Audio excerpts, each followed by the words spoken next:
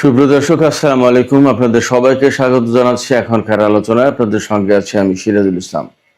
দর্শক, ইরান গত রাতে জর্দানে মার্কিন ঘাঁটিতে আবার হামলা চালিয়েছে। এদিকে সৌদি আরব এবং আমেরিকা ইরান সমর্থিত প্রতিরোধকামী সংগঠনের উপরে হামলা চালিয়েছে। সৌদি আরব অভিযোগ করেছে ইরাক থেকে তাদের তেল ক্ষেত্রের উপর হামলা চালানো হয়েছে। এদিকে ইয়েমেনিরা দাবি করেছে তারা সৌদি আরবের সবচেয়ে বড় তেল উৎপাদনকারী প্রতিষ্ঠান তাতে হামলা চালিয়েছে এবং এ কারণে সৌদি আরব ওই তেল ক্ষেত্র থেকে তেল উৎপাদন বন্ধ করে দিয়েছে, যার প্রেক্ষাপটে বিশ্বের তেল সরবরাহের উপর নতুন করে চাপ সৃষ্টি হবে বলে আশঙ্কা করা হচ্ছে। এদিকে মার্কিন প্রেসিডেন্ট ডোনাল্ড ট্রাম্পের সাথে ইসরায়েলের প্রধানমন্ত্রী বেনিয়ামিন নেতানিয়াহুর বৈঠক হয়েছে। বৈঠককে ফলপ্রসূ এবং ইতিবাচক বলেছে হোয়াইট হাউস। এদিকে ইরানের জন্য একটা সুখবর আছে, সেটি হচ্ছে যে ইরান নিজস্ব প্রযুক্তিতে অর্থাৎ একদম অভ্যন্তরীণভাবেই কার্গো বিমান তৈরি করেছে এবং সে কার্গো বিমান আগামী বছরের শুরুর দিকে সার্ভিসে যুক্ত হবে। আরেকটি খবর ছিল, সামাজিক যোগাযোগ মাধ্যমে দেখলাম মার্কিন একটি ঘাঁটি থেকে একটি হেলিকপ্টার আমেরিকার একজন জেনারেলকে নিয়ে উড়ার কিছুক্ষণ পরেই তাতে ক্ষেপণাস্ত্র হামলা হয়েছে এবং ওই হেলিকপ্টারটি একদম ধ্বংস হয়ে গেছে। সুপ্রিয় দর্শক, এই বিষয়গুলো নিয়েই এখনকার ভিডিওতে আলোচনা করব। আশা করি আপনারা শেষ পর্যন্ত সঙ্গে থাকবেন, আর ভিডিও ভালো লাগলে লাইক কমেন্ট শেয়ার করবেন এবং চ্যানেলটি সাবস্ক্রাইব করে সাথেই থাকবেন। দর্শক, চলুন বিস্তারিত আলোচনা করি। ইরানের আইআরজিসি অর্থাৎ ইসলামী বিপ্লবী গার্ড বাহিনী তারা জর্দানের মুওয়াফাক আল সালতি বিমান ঘাঁটিতে গত রাতে হামলা চালিয়েছে। অন্তত 3টি ব্যালিস্টিক ক্ষেপণাস্ত্র দিয়ে হামলা চালিয়েছে। সেই হামলা সফল হয়েছে না ব্যর্থ হয়েছে এ নিয়ে পরস্পর বিরোধী খবর পাওয়া যাচ্ছে। সামাজিক মাধ্যমে ছড়িয়ে পড়া কিছু ভিডিওতে দেখা যাচ্ছে যে ইরানের এই ব্যালিস্টিক ক্ষেপণাস্ত্র ডাইরেক্ট হিট করেছে মার্কিন সামরিক ঘাঁটিতে। আর আমেরিকা অর্থাৎ সেন্টকম, আমেরিকার যে সেন্ট্রাল কমান্ড সেন্টকম, তারা দাবি করেছে যে না, 3টা ক্ষেপণাস্ত্রই তারা ইন্টারসেপ্ট করেছে। প্রশ্ন আসছে যে জর্দানে এত ইন্টারসেপ্টর পাবে কোথায়? তাদের তো ইন্টারসেপ্টর অনেকটা ঘাটতিতে পড়েছে এবং ব্যাপকভাবে গত কিছুদিন ধরে হামলা চালিয়েছে ইরান, যে সমস্ত হামলা তারা ঠেকাতেই পারেনি এবং প্রচুর ক্ষয়ক্ষতির মুখে পড়েছে। এই অবস্থায় আমেরিকার দাবি সঠিক অর্থাৎ সেন্টকমের দাবি সঠিক নাকি সামাজিক যোগাযোগ মাধ্যমে ছড়িয়ে পড়েছে যে ভিডিও, যাতে দেখা যাচ্ছে ব্যালিস্টিক ক্ষেপণাস্ত্রগুলো ডাইরেক্ট হিট করছে মুওয়াফাক আল সালতি বিমান ঘাঁটিতে, এইটা সঠিক আমরা শিওর হতে পারছি না। তবে গত 4 দিন হামলা বন্ধ থাকার পর ইরান জর্দানে মার্কিন ঘাঁটিতে হামলা চালিয়েছে, জবাবে আমেরিকা কোনো হামলা চালায়নি। এদিকে সৌদি আরব এবং আমেরিকা সম্মিলিতভাবে যৌথভাবে ইরাকের প্রতিরোধকামী সংগঠন হাসদার সাবির উপরে হামলা চালিয়েছে। হাসদার সাবির কয়েকটা অবস্থানে সৌদি আরব বলছে যে এই ইরাক থেকেই অর্থাৎ ইরান সমর্থিত বা ইরানপন্থী এই প্রতিরোধকামী সংগঠনের পক্ষ থেকে সৌদি আরবের তেল স্থাপনায় রকেট হামলা চালিয়েছে। আর ইয়েমেন বলছে বা ইরাকের এই প্রতিরোধকামী সংগঠনগুলোও বলেছে যে তারা কোনো হামলা চালায়নি।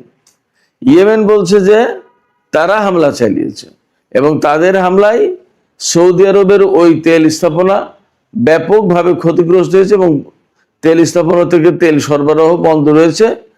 এই তেল স্থাপনা থেকে তেল উত্তোলন করে লোহিত সাগরে যে ইয়ানবু বন্দর আছে সৌদি আরবের, এই ইয়ানবু বন্দরে পাঠানো হতো তেল পাইপলাইনের মাধ্যমে। সৌদি আরবের পূর্বাঞ্চলীয় কাতি প্রদেশ বা আবকাইক অঞ্চল থেকে এই তেল উত্তোলন করে পাইপলাইনের মাধ্যমে দীর্ঘ পথ পাড়ি দিয়ে ইয়ানবু বন্দরে পৌঁছানো হতো। কিন্তু এই ইয়ানবু বন্দরে এখন আর তেল সরবরাহ করা যাচ্ছে না, কারণ মারাত্মকভাবে ক্ষতিগ্রস্ত হয়েছে এই তেল স্থাপনাটি।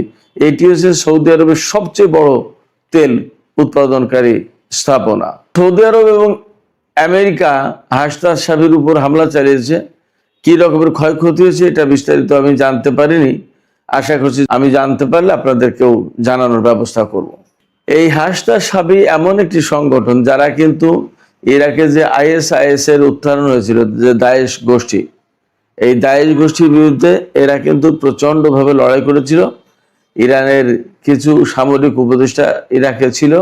এই হাসনাত শাবি আর ইরাকের সামরিক বাহিনী এরা যৌথভাবে মিলে ISIS দায়েশ গোষ্ঠীর বিরুদ্ধে অভিযান চালিয়েছিল এবং ইরাককে তারাই কিন্তু মুক্ত করেছে। এদিকে ইয়েমেন যেহেতু দাবি করছে, ইয়েমেনের হুতি সমর্থিত সামরিক বাহিনী তারা দাবি করছে যে তারাই সৌদি আরবের ওই তেল স্থাপনায় হামলা চালিয়েছে। তো সেক্ষেত্রে সৌদি আরবের সাথে ইয়েমেনের বর্তমানে যে সংঘর্ষ চলছে, এই সংঘর্ষ যে আরো বিস্তৃত হবে তারই আলামত পাওয়া যাচ্ছে মূলত এই হামলার ভেতর দিয়ে। আর ইয়ানবু বন্দরে যেহেতু এই তেল স্থাপনা তেল সরবরাহ বন্ধ করে দিল, সেক্ষেত্রে আন্তর্জাতিক বাজারে বা তেলের বাজারে একটা নেতিবাচক প্রভাব পড়বে আরো, সেটা মোটামুটি ধারণা করা যাচ্ছে বা আশঙ্কা করা যাচ্ছে। সম্ভবত এই তেল স্থাপনাটা থেকেই প্রতিদিন 5 লাখ ব্যারেল তেল উৎপাদন করা হতো একটা স্থাপনা থেকেই।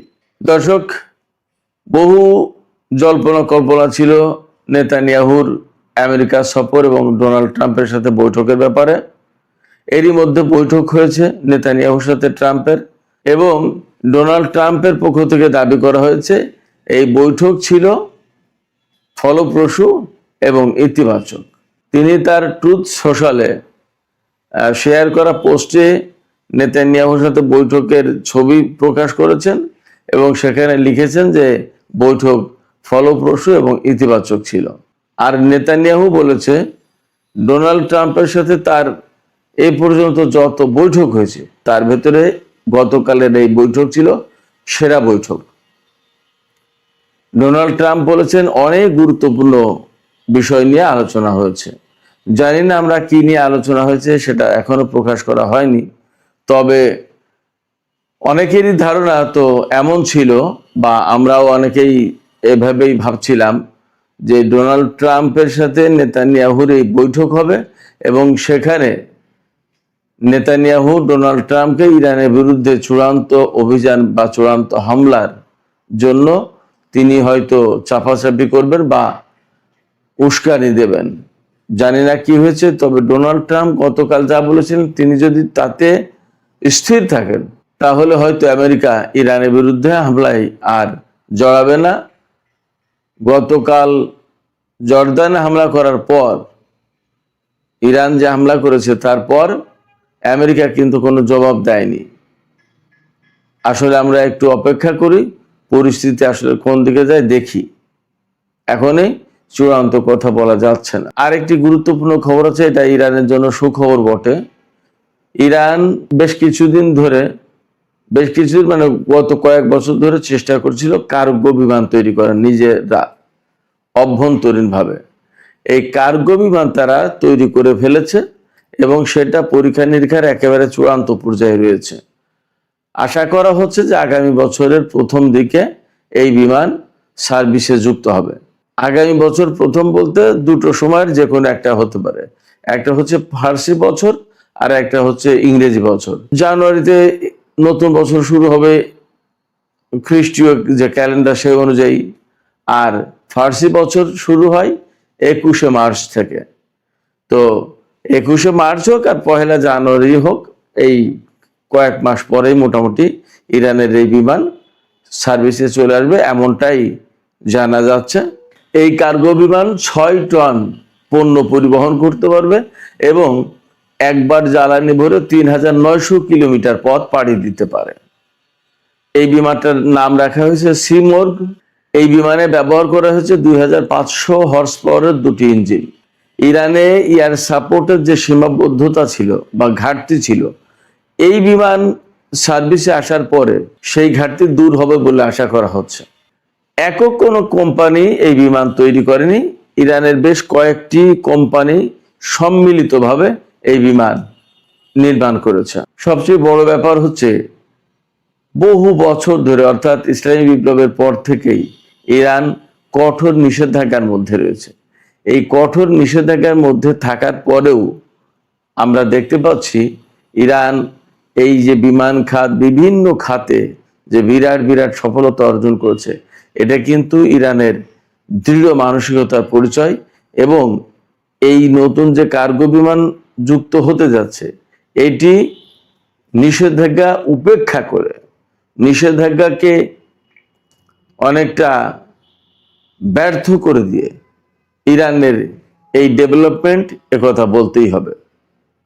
তো সুপ্রিয় দর্শক, এখনকার আলোচনা এখানে শেষ করতে চাইছি।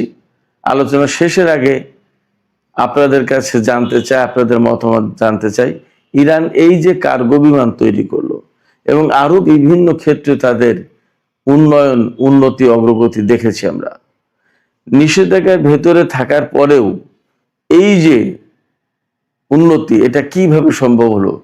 এটা কি শুধুমাত্র তাদের দেশপ্রেম, ডিটারমিনেশন এটা, নাকি জ্ঞান বিজ্ঞানকে তারা ব্যাপকভাবে চর্চা করেছে, তার কারণে তাদের পক্ষে এগুলো সম্ভব হলো? দর্শক, আপনাদের মতামত জানিয়ে কমেন্টে লিখতে পারেন। আর ভিডিও ভালো লাগলে লাইক, কমেন্ট, শেয়ার করবেন এবং চ্যানেলটি সাবস্ক্রাইব করে সাথেই থাকবেন। আপনাদের সবাইকে অনেক অনেক ধন্যবাদ। আল্লাহ হাফেজ।